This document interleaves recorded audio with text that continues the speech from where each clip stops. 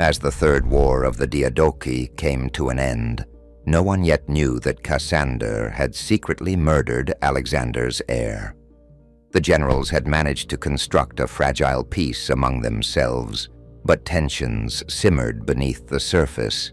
Antigonus, now the ruler of Asia Minor and the Levant, had successfully secured his borders against Ptolemy to the south and Cassander and Lysimachos to the west. However, a new and unexpected power was rising in the east. Seleucus, now bearing the title Nicator, the Victorious, was systematically conquering the vast and wealthy lands of Persia. This was an affront that Antigonus could not tolerate. A clash between the two was inevitable, and Babylon would become the decisive battleground for control of Persia and Mesopotamia. Seleucus embarked on an ambitious campaign to consolidate power in the east. With Nicanor's army defeated, no other force remained to oppose him.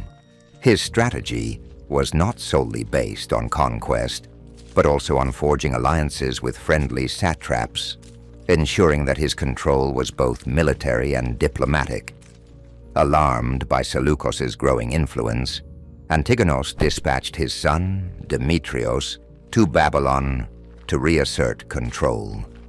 Demetrios arrived at the head of an army 19,000 strong, determined to wrest the city from Seleucus's grasp. In Seleucus's absence, the defense of Babylon was entrusted to his loyal commander, Patroclus, who commanded a modest garrison, likely numbering a few thousand men.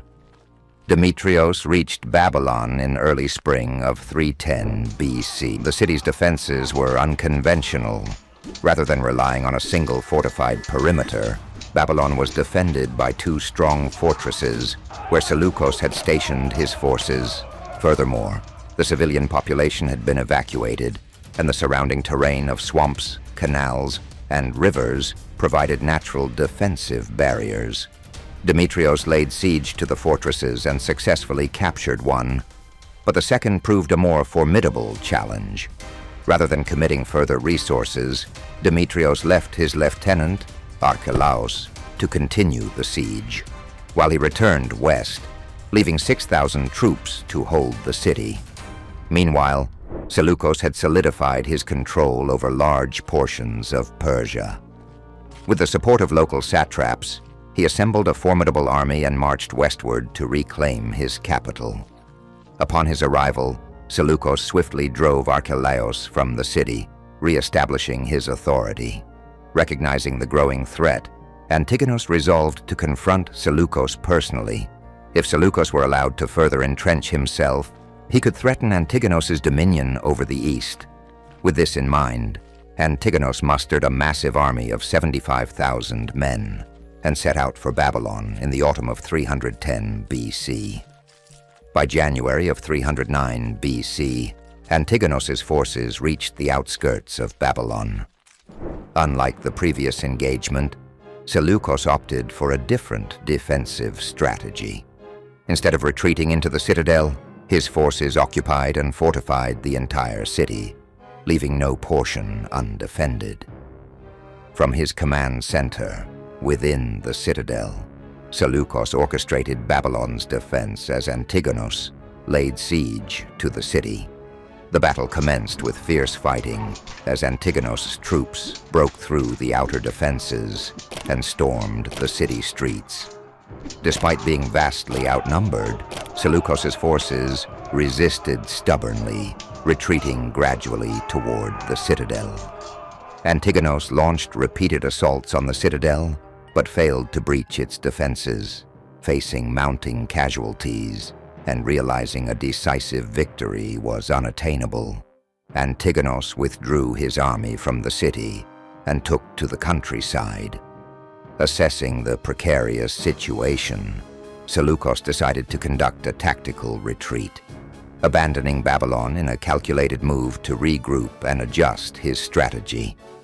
With Seleucus gone, Antigonus declared himself the master of Babylon.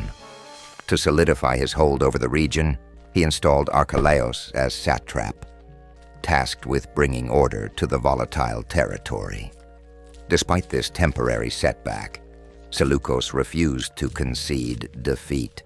Antigonus embarked on a campaign of devastation, pillaging and burning much of the surrounding land.